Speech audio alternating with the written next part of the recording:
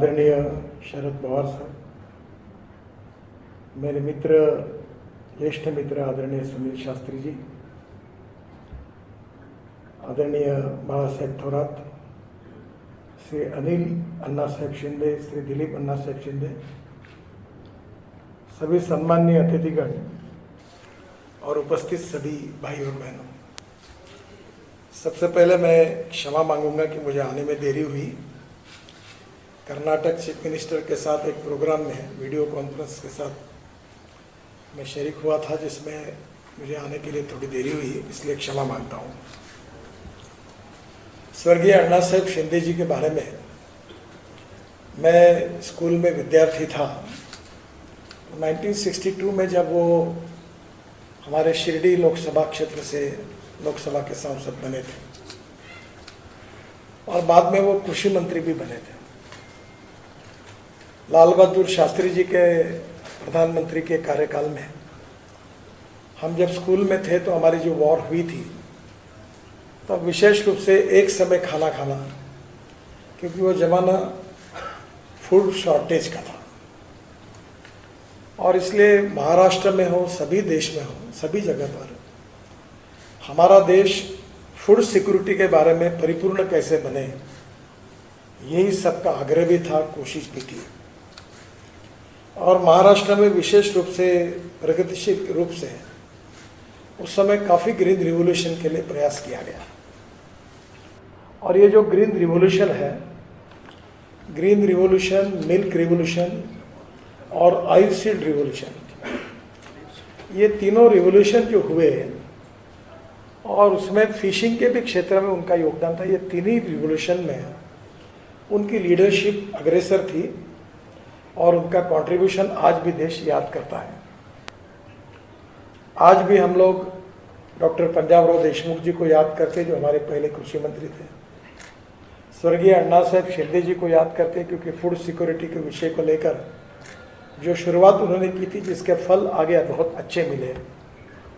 और स्वामीनाथन जी का भी विशेष रूप से कृषि मूल्य, एग्रीकल्चर प्राइस से लेकर जो जो बातें उन्होंने कही और बाद में समय के अनुसार देश ने उसको स्वीकार किया, इसलिए उनको भी याद करते हैं। ये भूतकालीन इतिहास है, पर पास्ट का इतिहास इसलिए महत्वपूर्ण होता है, उस इतिहास में भविष्य की नीतियों को निर्माण किया जाता है और इसलिए उन नीतियों के आधार पर स्वाभाविक रूप से समृद्ध संपन्न देश बनने के लिए हम आगे जा रहे हैं। एक बात जरूरी कि उस समय जिस प्रकार से गेहूँ हो, चावल हो, सभी की हमें बहुत कमी थी और इसलिए जो रिसर्च हुआ, रिवोल्यूशन हुआ, वो जेनेटिक साइंस काफ़ी डेवलप हुआ है। और ऐसा करने के बाद थोड़ा सिंचाई के क्षेत्र में भी काफ़ी काम हुआ है, पर और भी बहुत ज़्यादा काम करना है। मैं वाटर रिसोर्सेस मिनिस्टर था, तब वो मैंने बहुत कोशिश की कि 48 प्रोजेक्ट रिवर कनेक्टिविटी के तैयार किए और 18 डीपीआर तैयार किए थे। और मेरे मन में तो एक किसान के नाते ऐसा लगता है कि पानी यही सबसे बड़ी समस्या है। जिस दिन हमारे देश की इरिगेशन की क्षमता 50% के ऊपर जाएगी, उस दिन मुझे नहीं लगता कि गांव छोड़कर कोई शहर की तरफ आएंगे, क्योंकि पानी के बिना समृद्धता और संपन्नता नहीं आ सकती। हमारे विदर्भ क्षेत्र में विशेष रूप से फार्मर सुसाइड्स होते हैं। 10,000 से ज़्यादा किसानों ने आत्महत्या की। अभी एक 15-20 दिन पहले, महीने भर पहले मैं अकोला गया था और मैंने एक स्कीम निकाली कि ये रोड का काम करने के लिए एग्रीगेट लगता है, तो उसी एग्रीगेट के लिए जो नदी है, नाले हैं, उनका खोलीकरण, डोंदीकरण करना, लेक की मिट्टी निकालना और उसके साथ साथ दौड़ने वाले पानी को चलने के लिए लगाओ, चलने वाले पानी को रुकने के लिए लगाओ, रुके हुए पानी को ज़मीन को पीने के लिए लगाओ। गांव का पानी गांव में, घर का पानी घर में, खेत का पानी खेत में। ये छोटे से प्रिंसिपल पर जब अकोला में परसों मैं गया था, तो मुझे इतनी खुशी हुई कि मैंने पंजाबराव कृषि विद्यापीठ के पास 10,000 एकड़ ज़मीन है उसमें से 450 एकड़ जमीन केवल इरिगेटेड थी और मैंने फ्री ऑफ चार्ज मेरे डिपार्टमेंट से 36 तालाब बना के दिए।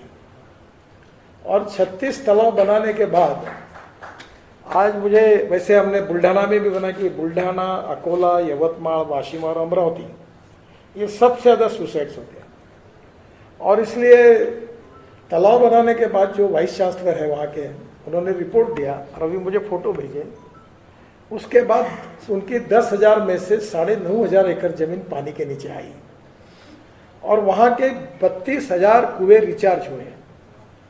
और बाजू में जो क्षेत्र था, पीकेवी की जगह जहाँ थी, जिस गांव में किसानों ने आत्महत्या की थी, वहाँ नींबू के बगीचे लगे और वहाँ का नींबू एक्सपोर्ट होने लगा और गांव की तस्वीर बदल गई।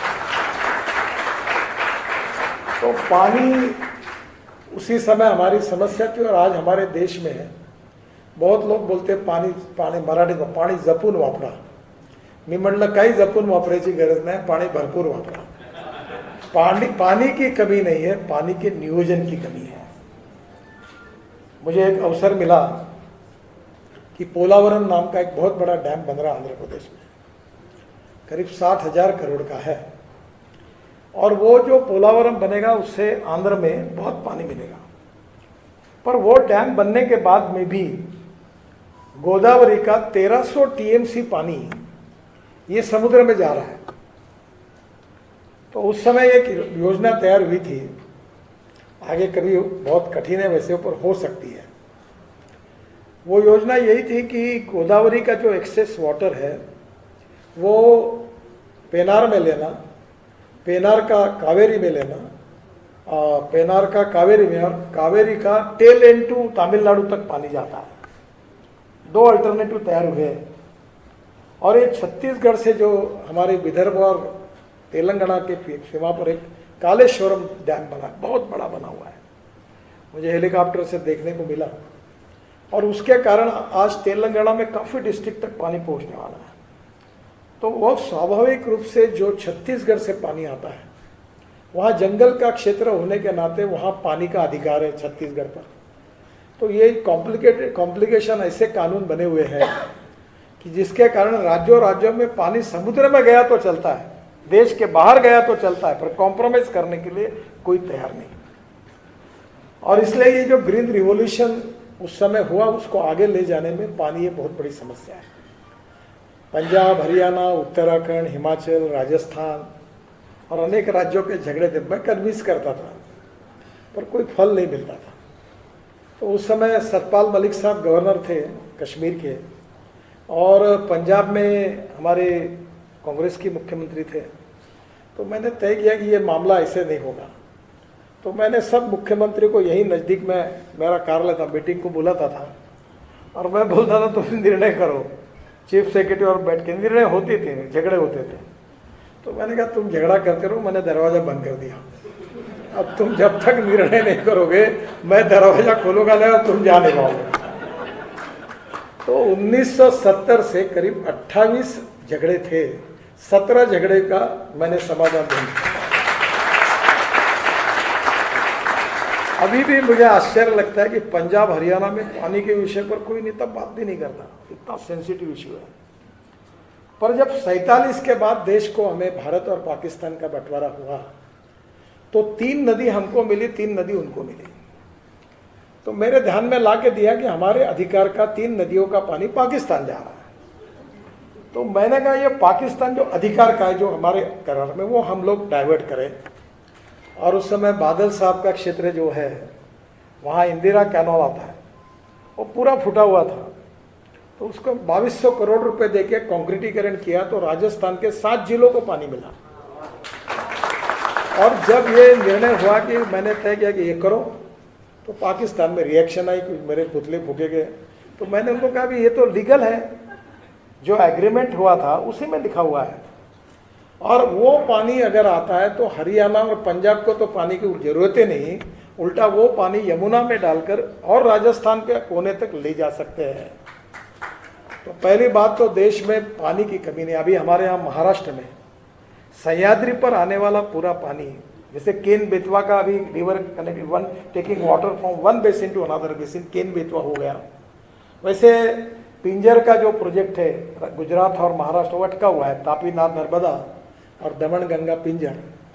अगर वो एक डैम अगर सह्याद्री के ऊपर बनेगा, जो समुद्र का पानी जा रहा है वो अगर हम स्टोर करेंगे तो धीरे धीरे गोदावरी में छोड़ते जाएंगे तो नासिक, धुले, नंदुरबार, जलगांव और अहमदनगर और उसके बाद टोटल जायकवाड़ी 100% भर के मराठवाड़ा, यहाँ तक पानी की कोई समस्या नहीं रहेगी। पर अभी तक सफलता नहीं मिली कि गुजरात और महाराष्ट्र में कोई मार्ग निकल सका। तो पहली बात तो एक है कि ग्रीन रिवॉल्यूशन, इसका सबसे इम्पोर्टेंट संबंध पानी से है।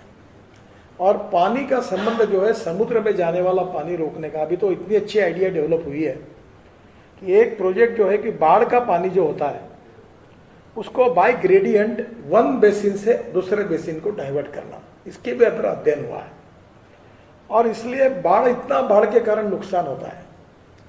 हमारे यहाँ बिहार और यूपी में बाढ़ की बर्बादी होने का कारण नदियाँ निकलती है नेपाल से, और नेपाल में अगर हम डैम बनाते हैं तो उसकी कैपेसिटी है 6000 मेगावाट पावर की, और नेपाल को अभी लोड शेडिंग चलता है।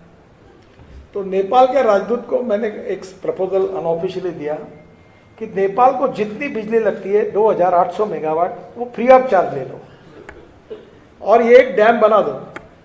भारत सरकार इसमें बनाएगा, ऑलरेडी हमारे उनकी करार भी हुआ है पर अटका हुआ है कुछ विवादों में। और कोई जो बिजली होगी इसका जो पैसा मिलेगा वो तुम्हारा इनकम होगा, और जो पानी होगा वो धीरे धीरे छोड़कर वो उसके ऊपर हमने वाटरवेज भी बनाया। गंडक से कनेक्टिविटी है, गंगा से, मैं आना से उस समय शिपिंग मंत्री था, तो अब गंडक के वहाँ नेपाल की शुरुआत में हल्दिया से डायरेक्ट अभी गंगा का वाटरवेज बन गया, तो डायरेक्ट पानी पे अगर आपका ट्रांसपोर्ट भी चालू हो जाएगा तो लॉजिस्टिक कॉस्ट रोड के लिए जाने के लिए 10 रुपये लगता है, रेलवे को 6 रुपये और पानी में 1 रुपये, तो आपका पूरा लॉजिस्टिक का भी फायदा होगा। तो आप इसको अनुमति दो, पर हो नहीं पाया। वो अनुमति देते तो फॉरेस्ट इन्वायरमेंट वाले पड़ते, वो नहीं करने देते हैं। वो देते हैं तो कोई जज स्टे दे देता है, और इसी में 1970 से पानी के विवादों में हम अटके हुए हैं। और इसलिए स्वाभाविक रूप से जो अन्ना साहब शिंदे जी ने ग्रीन रिवॉल्यूशन लाया उसमें पानी के बारे में कम से कम इन समस्याओं का समाधान हम अगर सुलझाएंगे तो मुझे नहीं लगता कि हम इसमें काफ़ी आगे निकल सकते हैं। और इसमें पानी का उपयोग ड्रिप इरिगेशन के द्वारा करेंगे तो और इरिगेशन बढ़ेगा, जो समृद्धता और संपन्नता नासिक में, अहमदनगर में, पुणे में और विशेष कोल्हापुर जिले में हुई है प्रोडक्टिविटी में, कि because of drip irrigation production 2.5 गुना बढ़ा है। तो मुझे लगता है कि पानी यही हमारी ग्रीन रिवॉल्यूशन की सबसे इम्पोर्टेंट चीज़ है। दूसरी जो इम्पोर्टेंट चीज़ है जिसके लिए मैं नहीं चाहता कि कोई विवाद का विषय बने, पर आज हमारे देश की समस्या, एक समय मिलो इंपोर्ट करने की आवश्यकता थी, आज तो उसको ब्लेसिंग एंड डिस्गाइज कहना उचित नहीं होगा, पर यूक्रेन की लड़ाई ने हमारा फायदा ये कराया कि हमारा गेहूं और चावल का एक्सपोर्ट बहुत हो गया। हमारे गोडाउन में रखने के लिए जगह नहीं है। हरियाणा, पंजाब पैक हो गए, क्योंकि अन्ना साहब शिंदे जी ने और स्वामीनाथन जी ने जब जो टेक्नोलॉजी आई, सीड में चेंजेस हुआ, प्रोडक्टिविटी बढ़ी। अभी ये भी, इस पर भी हमें समाधान नहीं है, तो अभी बाकी वर्ल्ड की तुलना में हम अभी भी कम हैं। इसराइल में 1 एकड़ में 30 क्विंटल कपास होती है।